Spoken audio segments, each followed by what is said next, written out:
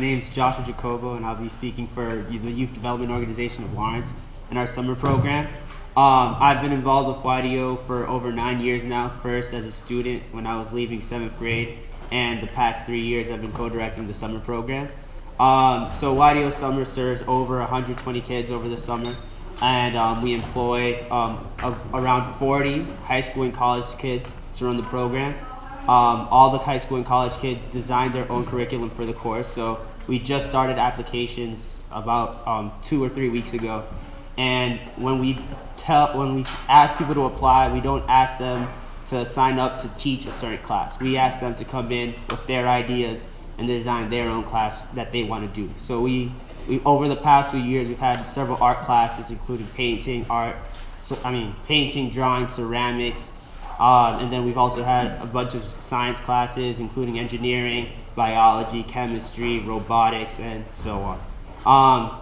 So in terms of the way the summer works, there's 5 weeks of student programs where they come in Monday through Thursday and take classes. They get to choose their own classes based on their interests, and we try to encourage them to take other classes and learn about things they might not have done before. So if a kid is really into arts, sometimes we encourage them to take a science class to see if they like a little bit more sciences. Or if there's a kid that's really into sciences, we encourage them to take another type of art class to see if they can learn or be motivated more into the arts. And then in terms of staff, we have them for 7 weeks, so we have them a week before the kids get there to have them sort of get to know each other, learn how it's like to work with the kids for 5 weeks, things they should get to know, and then we end the summer again with us cleaning up, getting stuff back together, and also them trying to figure out what they learned about the summer. Also, in terms of the school, in terms of summer program, every Friday we go on a field trip. We like to have some field trips that relate to what we did over the week. So we've gone to art museums in Boston, we've gone to zoos, we've done different types of things to get them seeing what they've learned in class and how it relates to the outside world and how it works there. A big part of our summer program is mentoring. So every staff member is paired up with 2 or 3 kids, and every day they meet up with those kids and sort of mentor them about stuff or talk to them or get to know them. It's beneficial for the kids as well as it is for the staff members. The past mentees I've had, as I've been working there, are kids I still talk to. We text still, we get to know each other. They ask me for advice, I ask them how they're doing in school, and it's been relationships that have forged on for a good time.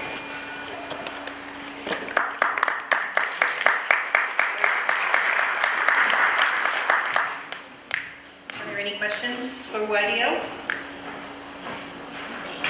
How many participants do you usually have in this program that you're specific? So for the summer program, it's usually 40, exactly around 40 staff members, and 125 kids is the limit we set for students.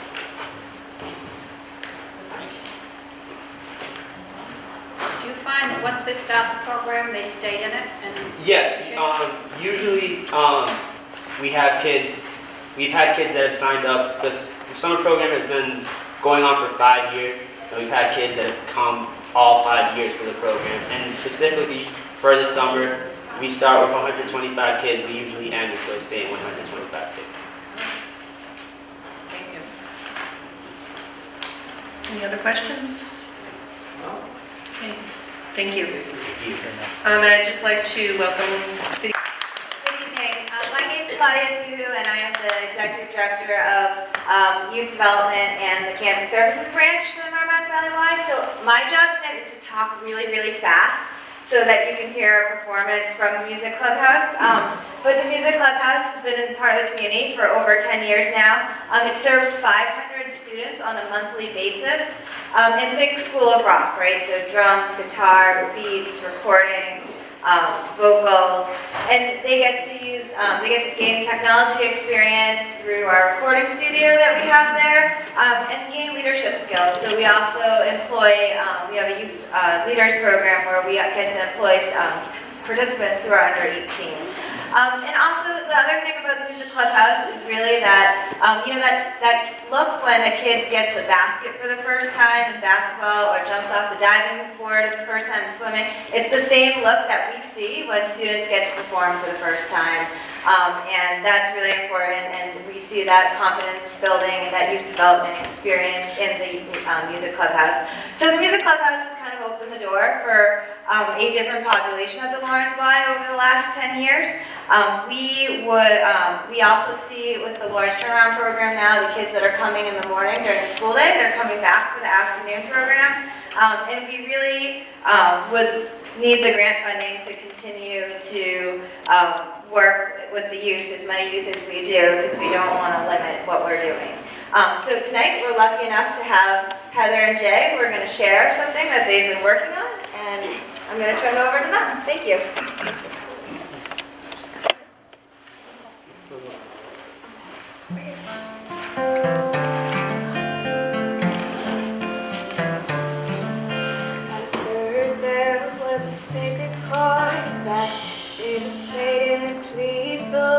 But you don't really care for music, do ya? It goes like this: the fourth, the fifth, the minor fall, and the major lift, the baffled king composing hallelujah, hallelujah, hallelujah.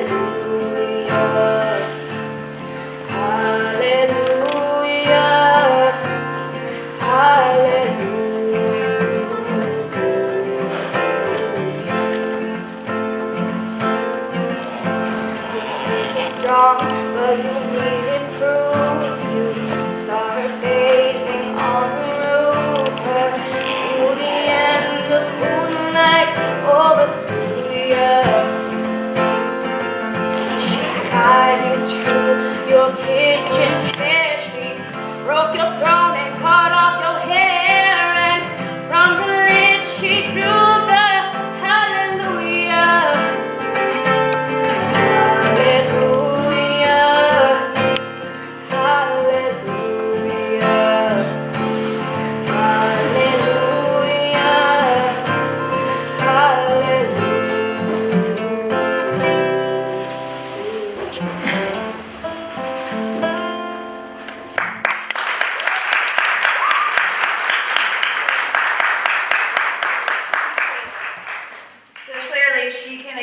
Much better than I can. My words are just words, but this is what we're doing.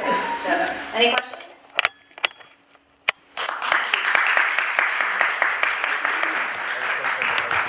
And they got a little extra time because I just couldn't bring myself to ring the bell during that beautiful song. Our next presenter is the Lawrence Boys and Girls Club. So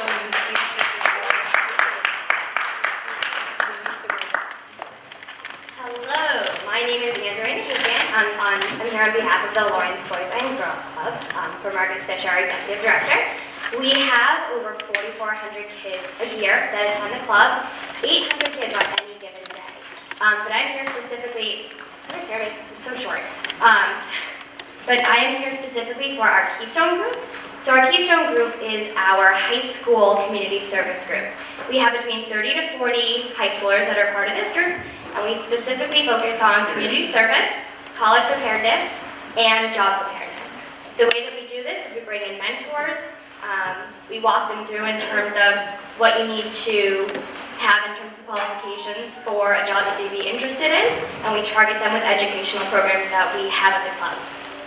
With college preparedness, we walk them through all of their college essays, all of their information, all the financial aid, and we really work with them in terms of targeting the correct college that's good for them and making sure that they're able to go, and really turning that into a possibility for our kids.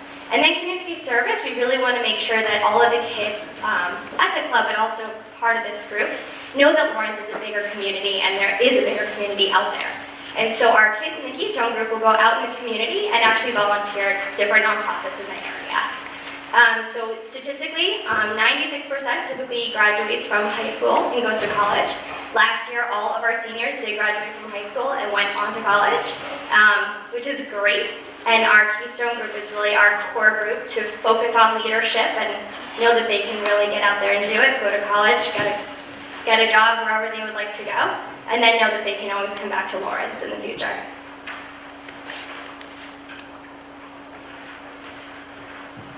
Are there any questions?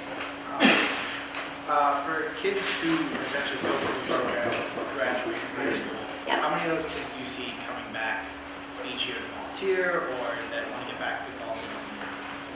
A very high percentage. As we have more recent years, we're finding that the alumni retention is a lot higher. Because we have our basketball program, we have our homework program, and we're finding a lot of our alumni want to get involved. And we're finding new ways to have them get involved, so it's not just volunteering at the club. We have a young professional leadership group that a lot of them are getting involved with now. We have our special events that they want to come and be a part of. So really they credit the Boys and Girls Club for, and the local community for a lot of their successes. And the Keystone group in particular, we're finding to be our growth rock stars, really working with them and the mentors and the people in the community. So you requested for $10,000. What are you going to do with that? Is this going for salary or for material? So it's going to be spread out amongst everything because the project budget is about $67,000 for this, and that is between everything with supplies, field trips, taking the kids to different colleges to walk them through. So it's really to be spread to help the entire Keystone group.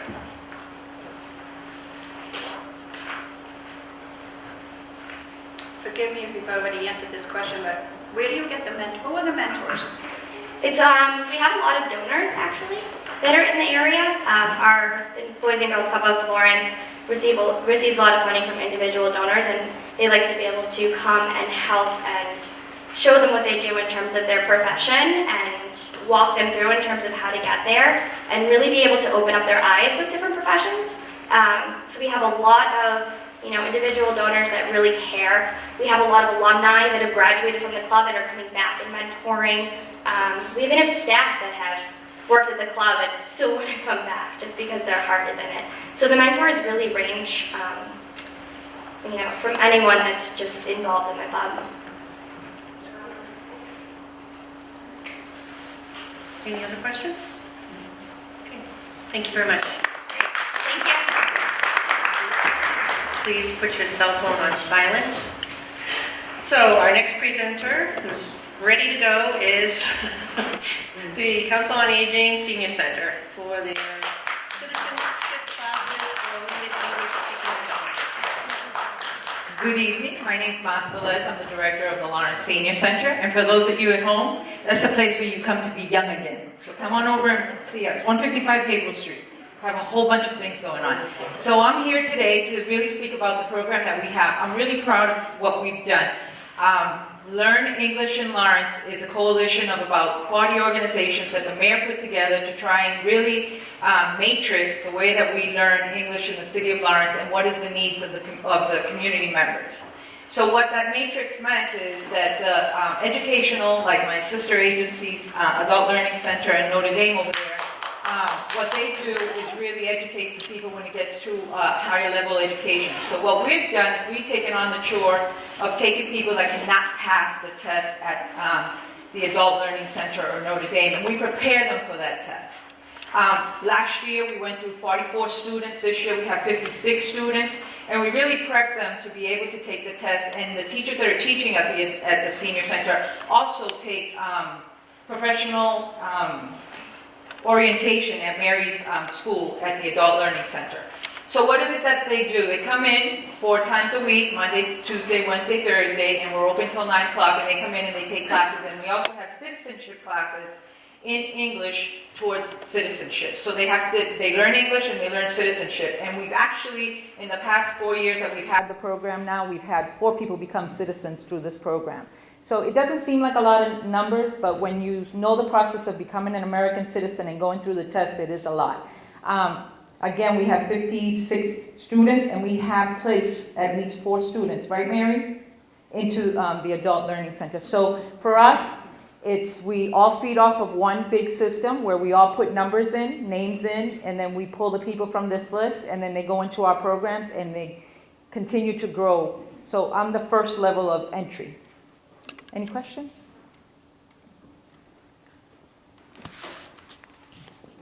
Thank you. Have a nice night. Our next presenter is New England Veterans Liberty House for their Liberty House project.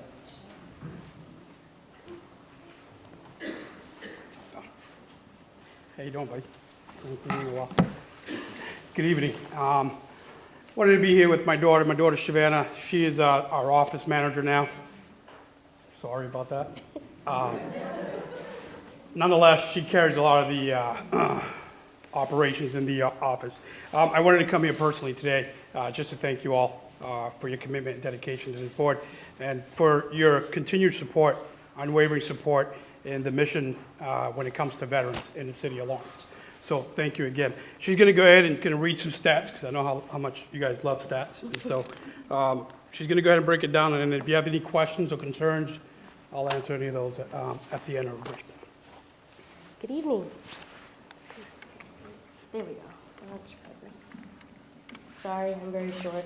She's the daughter of a Marine, likes to break stuff. All right.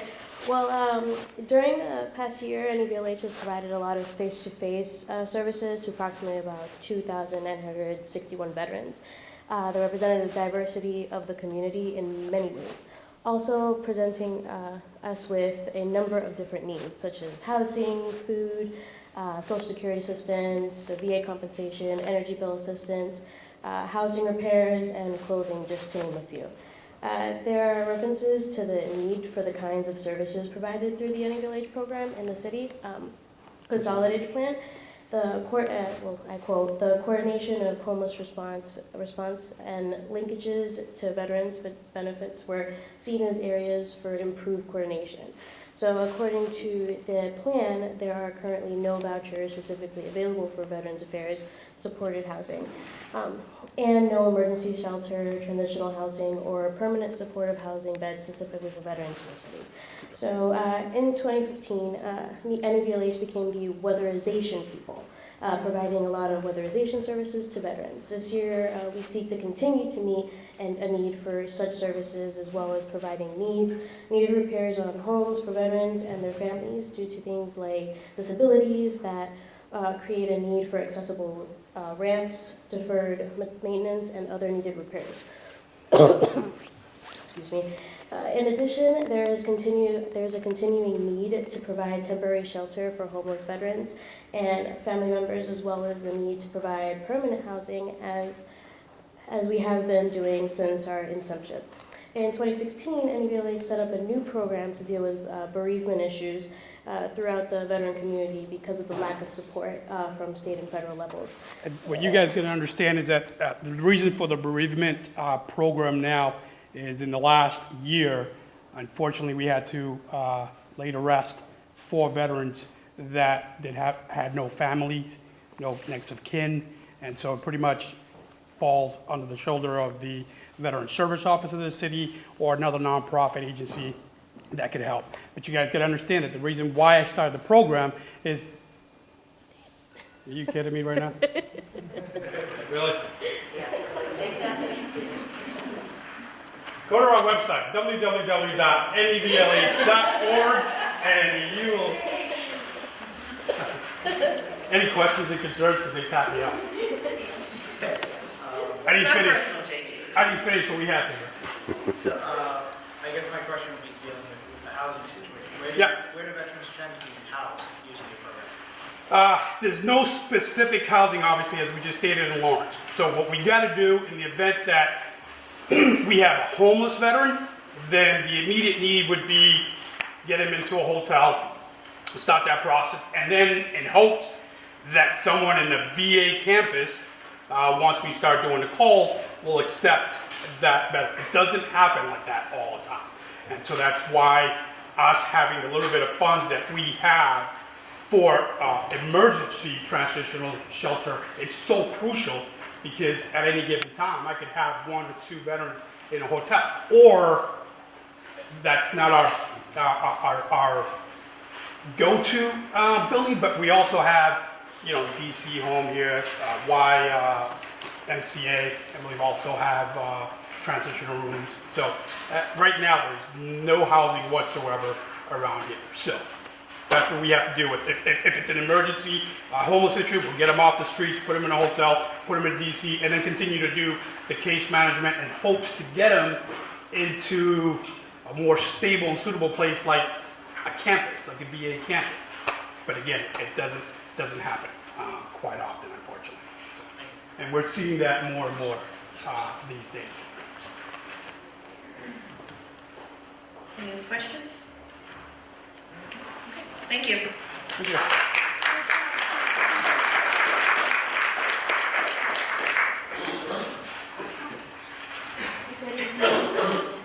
Good evening, how are you guys? My name is Bianca Schweitzer, I'll be representing Food for the World. As you guys know, Food for the World, we usually ask you guys for a program alleviating hunger, but this year I wanted to do something different. I created a new program called Family Crisis. Although we do support families in need, we wanted to do a specific program just for them. And basically what this program is for families that either they lost a job or lost a house or they're going through some type of crisis. We're going to be there to provide them household essentials, food, and necessities that they need. We have worked with MSPCC as well, which they bring us young mothers that need help because either they don't have their family around and they need food and baby needs. And what we do is we order baby formulas, diapers, and etc. for them as well.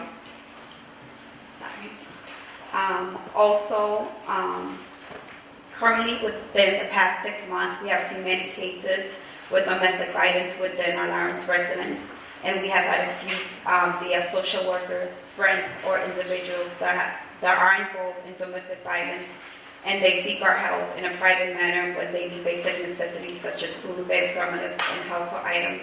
We like to keep it private for these clientels so that they can feel safe and secure. Not only do we deal with this type of situation, but as well as, like I said, as a family, I work mostly in the office, and I've gotten a couple of phone calls from mothers or females, I'll say, because they're mostly females, the phone calls I've gotten. And usually I get the typical, oh, I don't want to stand in the line. People will recognize me, they will see me, they know who I am. And usually the majority of them do have social workers that do come in and get the necessity that they need. But for those that don't have it, I usually make sure I pick out a time for them that works out better for them, where they won't be seen, and we have a back entrance as well where they can come in through there and get the necessities that they need as well. Do you guys have any questions? About how many people participate in this specific program so far? So far, I have 20 private clienteles. Sorry, I'm a little nervous. The Family Crisis, it does falls under the Alleviating Hunger program, but it's completely different. Like I said, it's more private. With the Alleviating Hunger, we have over 2,000 families. With the Family Crisis, we have under 50. Do you have any homeless under the bridge in your program? We do have homeless that they do come in. I'm able to help them with other resources of where to seek shelter. We do still provide them food as well. Just want to make just one general statement, because I don't want any of us to get discouraged. Just because some of us don't ask questions, it doesn't mean we're not interested in your program. Some of us already visit a lot of your places already. We know your organization, we know what you do. So I don't want you to get discouraged when you see that the table is very silent. We know your organizations have been here 9 years, so I know 95% want to get this started because nobody asked me a question. Any other questions? Okay, thank you. Thank you.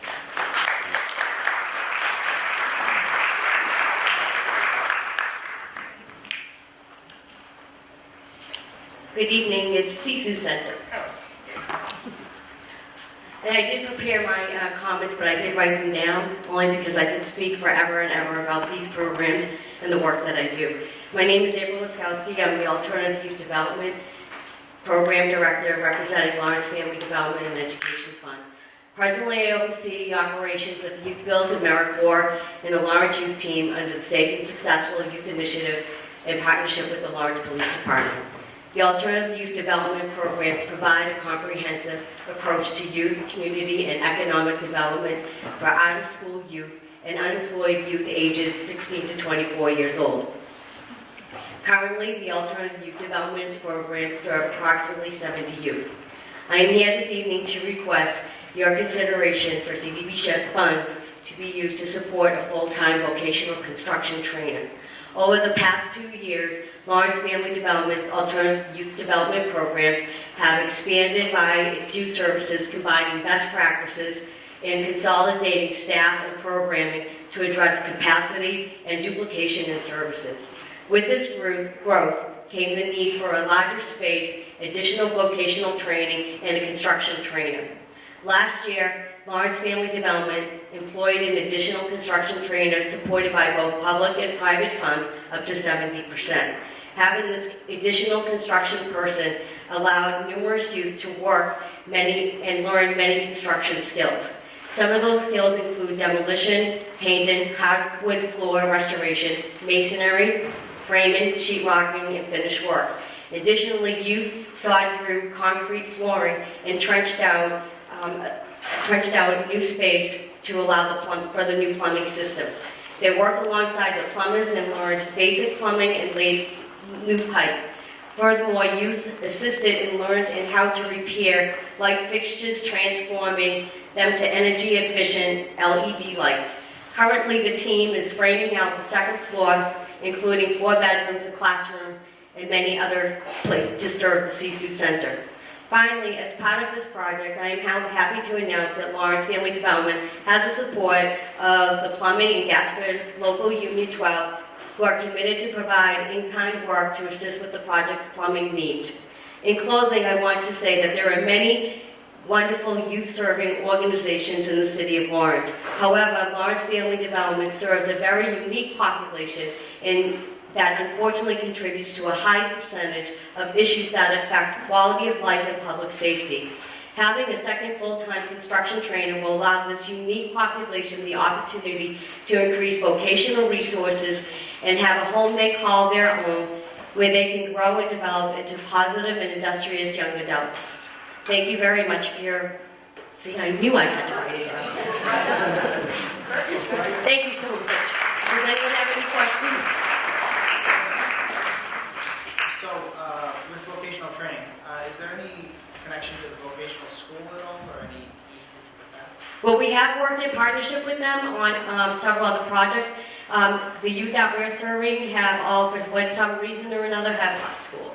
So, but yes, we have worked with Greater Lawrence Tech, and we do partner with them and have partnered with them in the past on other partnerships. Is there any houses, project that you have worked in the past that we know about it or we should? Oh, yes. Any houses? So part of our youth build program, we've been in existence, we're actually going into our 22nd year, and we're building a single family house right now on Jackson Street, and in the last 5 years we completed 2 4-bedroom single family homes on West Street. As part of our, a lot of the construction work we've done, we probably have contributed to about 22 units throughout the city. Thank you. You're welcome. April, can you tell them what CSU means? Because CSU, I just looked it up. I think it's really cool. do you want to tell them? CSU is a Finnish word which loosely means stoic determination, grit, bravery, resilience, and hardiness. And that's the words, or sisu, the word itself, actually represents all the hardship that our young people and the young people that we serve. And they have tremendous amount of resilience, and that's why we do the work that we do. Can you go into more detail where the kids coming from? And what are their background, more or less? I mean, I know it, but just so maybe some of them know. So as part of our, our youth come from a diverse background, and as I said, we have consolidated all our program and have taken all our best practices and have put them all together. We begin, a lot of our work starts actually behind the wall. Some of our youth are currently serving in prison as well as in DYS custody. A lot of our youth have come up through the foster care system, have been part of DCF, as well as have had significant trauma. They've been homeless. They suffer, unfortunately, they self-medicate, because a lot of it because of the trauma. And these are all issues that we address in a comprehensive manner to work with our youth. We know that we have to address some of those core issues, but every single day it's just one more step, and we take one more step at a time. But part of that, with giving them, we provide them life skills, education. Some of them have not received their high school diploma or GED. However, we do have, a lot of our youth have. But also now it's preparing them for the work, for the, to go on to jobs or to go on to post-secondary ed. Anything else? Okay, thank you. I greatly appreciate it. Thank you. Our next presenter again is Lawrence Family Development and Education Fund, Casa Dominicana, English as a Second Language.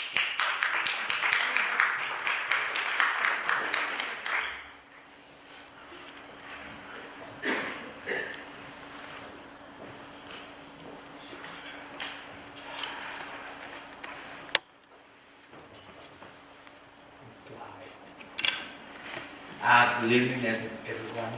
My name is Nazario Esquera. Paul is not here tonight. I am the treasurer of Casa Dominicana since the beginning, in 2002. We are a small organization providing ESL classes for those people that come from Latin America and they do not have a high school diploma, or they are not able to speak in English. Today I believe that we are in a crisis because executive order from the President of the United States sometimes are not understood for the people. And I think that Casa Dominicana has an important role in this situation with the immigrants that are struggling here. And I believe that Casa Dominicana, that is very important for us. This $10,000 provided by the City of Lawrence is important, the cooperation between the city and organizations like Casa Dominicana, because we are not only providing ESL classes, we are volunteers, people that even if we are at work, we receive questions from people that they are in need, looking for information about what is going on and what is the situation and actually what they can do to be citizens of the United States. It's not easy for people that are in this country or in this city for 15, 20 years and they are not able to get the citizenship because they do not speak in English. So it's important for us to help Latin Americans, people from the Dominican Republic, but we also help people from Colombia, people from Guatemala, Ecuador, any person that is in need for English. So Casa Dominicana is providing services, and I think that today it is very important to keep the services of our organization. I think it's important because the city has some concerns about what is going on, and I know and it's important for the city, but for us to keep people that are working here, people that they are not criminals and they are trying to achieve the American dream. So basically, we are asking for your help to keep the support to Casa Dominicana in order for us to bring those courses ESL and computer system. Thank you for your attention.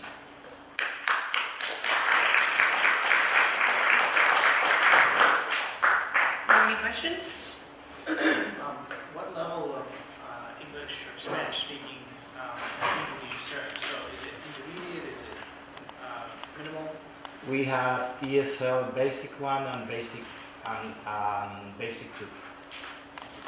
Basically, it's for people, those people that it's difficult sometimes for people to take the text for the citizenship course. So we have a surviving class, we say, because it's English, but at the same time we are trying to help the people with the text for the citizenship. Just a quick question, Ms. Ida. How many people actually passed the citizenship test? Well, in the last one, 12, but we have 96 students at this time. Sometimes, let me explain something to you. Sometimes we have people 65 years old that they are not, they are scared because they are in the country for 15, 20 years, but they are not able to speak in English. And sometimes it takes more than 6 months, a year, taking classes, because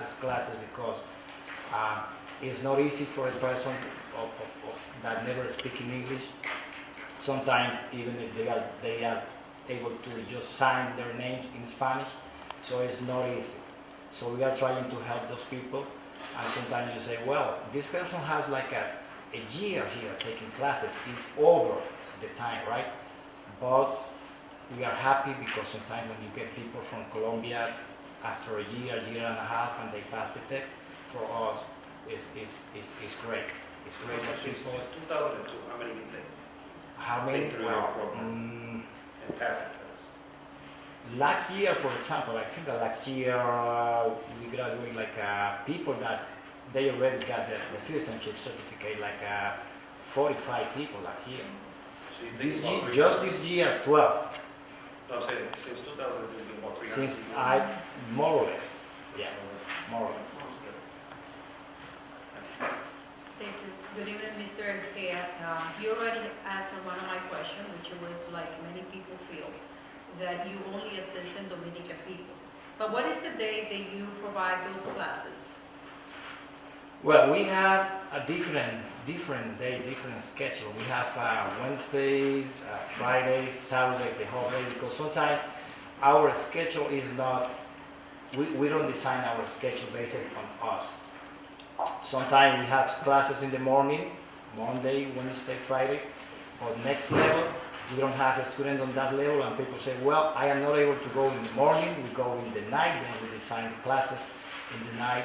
Could be, right now we have Wednesday, Fridays, and Saturdays, the whole day. Okay, thank you. You're welcome.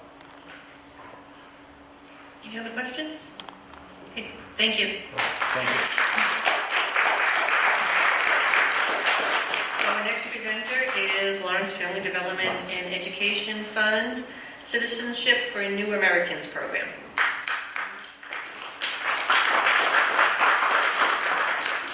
Good evening. My name is Luna Liriano, and I am the very, very new, so take it easy, I'm the very new manager of the Quintana Center Family Programs. The Quintana Center is part of the Lawrence Family Development, and it currently focuses on adult education by offering ESOL and citizenship classes. As you are all very aware, there is a great need for these services as more and more English speakers continue to migrate to the city, and many have the desire to learn English and obtain their U.S. citizenship in order to increase their employability, continue their education as college students, contribute to society, and become part of mainstream America. Our ESOL and citizenship program have helped hundreds of families in the community. We serve many Latinos who come from the Caribbean, as well as Central and South America. It is important that these two classes, the ESOL and the citizenship classes, be offered hand in hand, as we have noticed that students who take our ESOL classes from level 1 to our highest level, which is level 4, they move on and they feel more confident to go to the citizenship classes and earn their status as U.S. citizens. Last year, fiscal year 16, thanks in great part to the CDBG funds, 217 students completed the ESOL program and 42 immigrants and or refugees completed the citizenship application process. This year, we're preparing to expand our services by adding more ESOL and citizenship classes in order to increase our services by at least 10%. CDBG funds help make the ESOL and citizenship programs attainable to low and moderate income individuals. Anybody have any questions? I had a question. If for any reason the student don't pass the basic level, what do you do with them? I am not aware of that yet. I don't have that information. I'll be glad to leave my card with Marisol, and you can contact me, and I can give you more information. This is my second week in the job. You're on training too, right?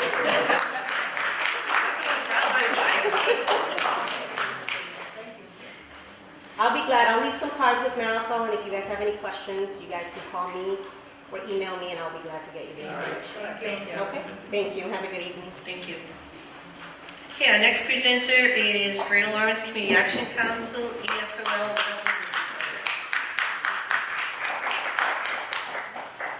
Good evening. I'm Evelyn Friedman. I'm the director of the Greater Lawrence Community Action Council, and I want to thank you for your past support of our ESOL program.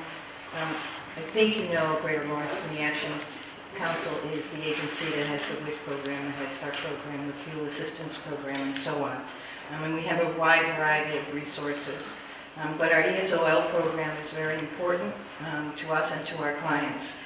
We provide ESOL programming for free for, last year we had over 300 people going through our program. We go from basic, which is below level 1, to level 3. We have programs in classes in the morning and in the evening. And we had 115 people matriculate and 23 people repeat classes last year. We're part of the Learn English in Lawrence, and we also add some other programs to our English as a second language, like financial literacy program and so on. We have in our agency an immigration program for citizenship and so on that refers people back and forth to these programs. That's it. Any questions? How many students do you offer for every year? Well, last year we had 306 this past year.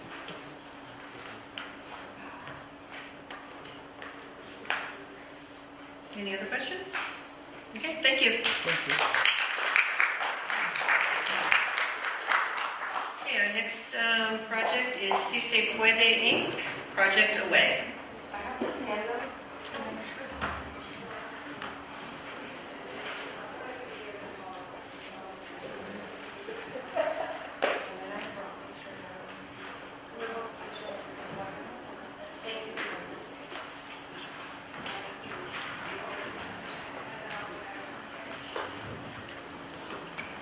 Good evening. My name is Lori Mendoza, and I am the Executive Director for Si Se Puede, or Yes It Is Possible. The program has been around in existence since 1985, so it's been around for a long time. We're based out of the Merrimack Courts Housing Project, so we are given space from the Lawrence Housing Authority to have our programming there. And the project that we're asking for the Community Development Block Grant is called Project Await, which is our 5-week summer program, in which the kids are coming into programming, and we're providing them with high quality assistance with both educational and recreational opportunities. So the kids are coming in and they're focusing on enhancing their English and their math skills, So they're coming in and working on that for half of the day, and then the other half of the day we're out in, doing field trips with the kids, just to be able to get them out of the projects and into different parts of our own community, but as well as other communities.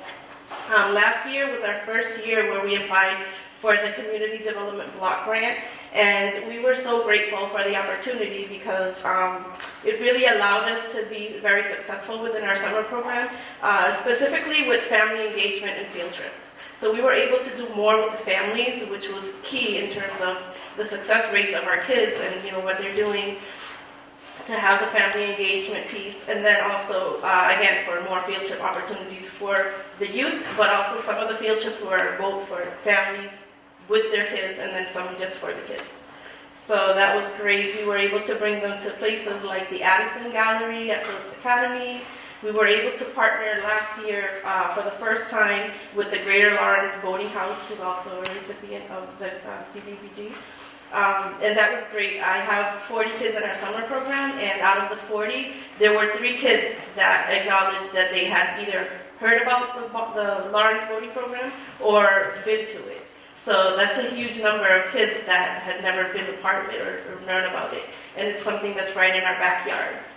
And so one of the key things through Project Away that I focus on with our kids is to teach them that they are part of a larger community, and not just within Lawrence itself, but also the outskirts of other communities, so that they can feel connected and feel hope and opportunity for them. We were able to bring families to Circus Smirkus out in Spencer, Mass. We were able to bring in, partner with Girl Scouts of Eastern Mass, who I think has been a past recipient of Community Development Block Grant. But bringing the families there for archery and canoeing and boating and experiences that they hadn't had before. And again, all the kids have to come, they come on a weekly basis. And so because our space is limited within the housing unit that we have, so they come in once to twice a week. Sorry.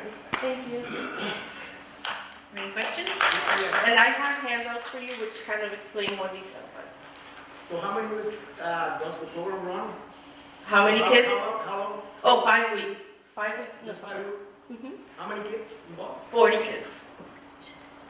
40, and sometimes if we have some high school helpers that are not working or are not keeping busy in the summer, I allow them to come in, so they're probably an added extra 2 or 3 kids. So of those 40 kids, generally, how many of them actually live in housing developments in the city? Pretty much all of them. I have a handful of kids, there really is 5 I do have, that have lived in the projects in the past and have moved on. And so, but they continue, they're very committed to the program, so they continue to come. And I would never say no to those kids that are so committed to a program that they really don't, they can access other programs, but they prefer to still continue to come to their old home. And so, yeah, but primarily all of the kids live in the projects, and then there's a few that live in the surrounding, because we also do the Lower Tower Hill neighborhood. What would happen if you don't have that funding, if you don't get this funding? What would happen to the program? Then we would have to seek other funding, I guess, for continued support for the summer program, but fundraising, I don't know, getting creative. But I know that we would have a lot of disappointed kids, because every summer they come very enthusiastically looking for the programming. Sometimes they give up other opportunities, which I don't encourage them to, but just because they're so connected to Si Se Puede, it's been around for a long time. And so it's like a second home to them. Even when it's not their program day, they're knocking on the doors looking for support, advice, resources. And we're so small that we're able to give individualized attention for each family, not just the kids, but the family as a whole. You have a lot of kids from the Hancock? We don't. Currently been working and partnering a little bit more with, they have their own program there, Manos Felices. And so we're working to do more with them. This year we participated in the Andover Bread Loaf program, which we're in week 4 of right now.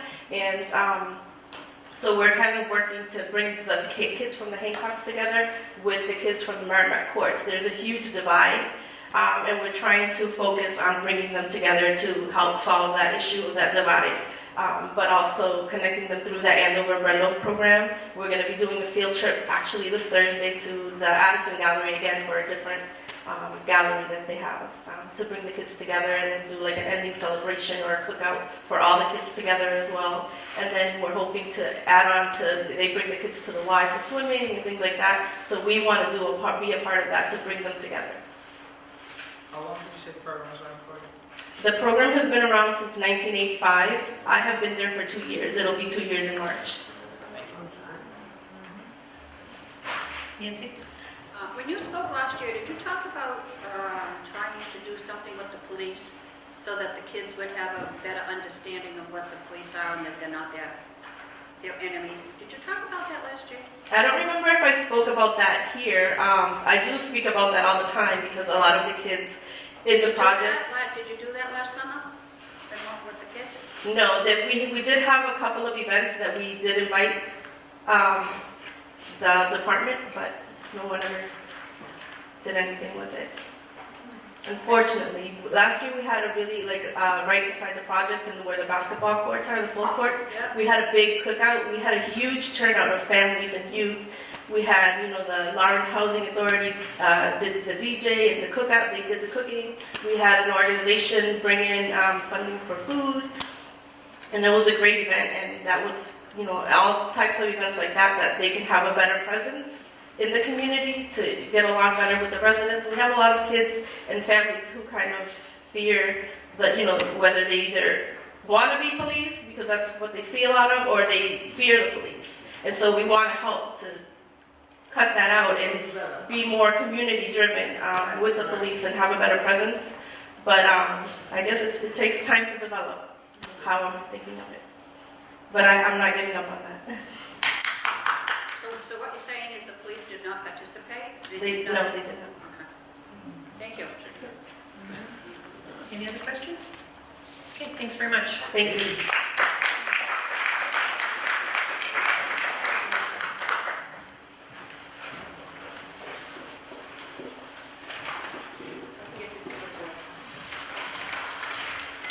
Okay, our next presenter is the Salvation Army for Bridging the Gap between Youth and Community Services.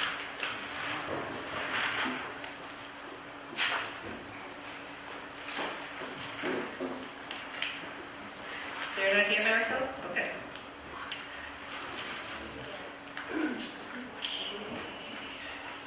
Next will be ACT Lawrence for Youth Jobs and Leadership Training.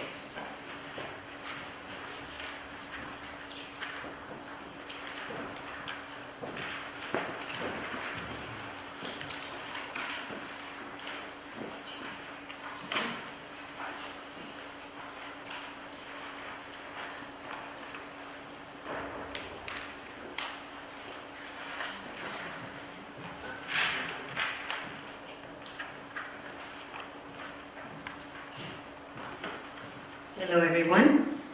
Ana Luna, Executive Director, ACT Lawrence. Thank you so much for this opportunity to speak.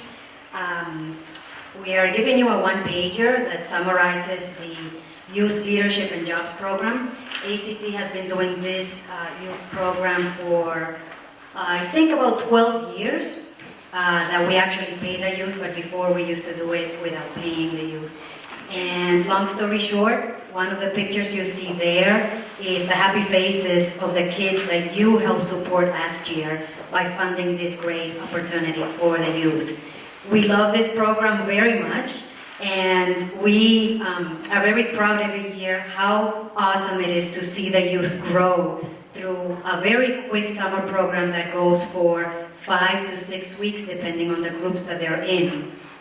The youth are also provided the workshops that you see listed there, including resume building, how to interview, how to do different projects in the community, how to raise money for events. And they also do great work with doing our National Night Out event and bringing out more than 200 people in the Arlington neighborhood, usually in the Cronin Park, to try to get the community together and show that they have become leaders in the community.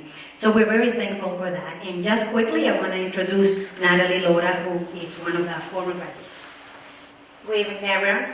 I just want to give like a little support to our group by saying that I was youth. I came to the country back in 2013, and thanks to the program, now I learned the language. I graduated from the program 3 years ago, and then I became a volunteer for a couple of months. The same year, I received the Youth of the Year award, and then I became a community leader. And then soon after, now I have a position at ACT as the youth coordinator. So this is an amazing program, and I hope you guys will be able to keep funding us.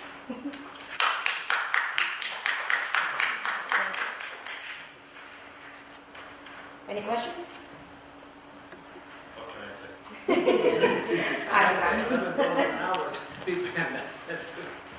Yes, the youth appreciate very much that they're actually getting paid, and they find a lot of sense of value, because now they feel like I'm not only learning, but I'm also getting paid, and they get very good skills while they're practicing, while they're learning at ACT. What's the average time for the student? So how many weeks does that program usually run? 5 to 6 weeks.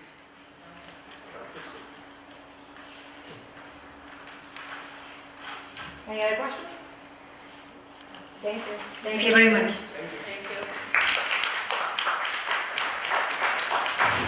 Thank you.